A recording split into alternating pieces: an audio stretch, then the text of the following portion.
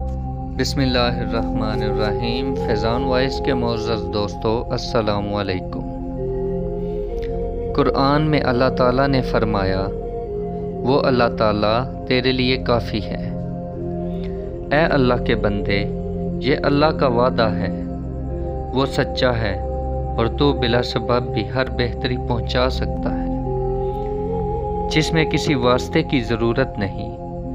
وہ سخت مصائب کو آسان کر سکتا ہے، بغیر استاد اور کتاب کے علوم عطا کر سکتا ہے، اور بغیر روٹی کے پیٹ بھر سکتا ہے، بلا لشکر فتح دے سکتا ہے، اور بغیر دعا صحت عطا کر سکتا ہے، اور وہ چاہے تو خوشی کو ایسا تلخ بنا دے کہ خوشی کا نشان بھی باقی نہ رہے۔ اے عظیم، تو ہی ہمارے بڑے گناہوں کے جرم کو معاف کر سکتا ہے۔ ہم نے تو حرص اور آرزو میں اپنے آپ کو جلا ڈالا ہے، تو ہماری دستگیری فرما، رہنمائی فرما، تو ہماری خطاؤں کو بخش دے۔ دنیا میں ہم جو کچھ کھاتے ہیں خاک ہی کے اجزاء ہیں، صرف ان پر رنگ چڑھے ہوئے ہیں۔ جب وہ جزو بند بنی اور اس پر گوشت پوست کو رنگ آ گیا، تو یہ گوشت پوست خاک ہی تو بنتا ہے۔ جسم جو خود خاک ہے، اس کو نشو و نما خاک ہی کے ذریعے ہو رہی ہے۔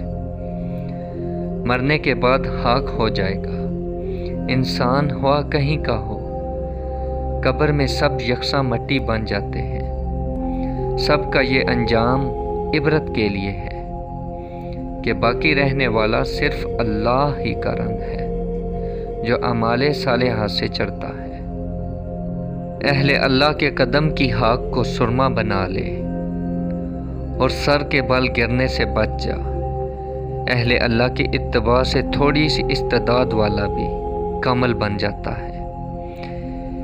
ان کی اطاعت پہلے ناگوار لگتی ہے، لیکن بہت فائدہ مند ہوتی ہے۔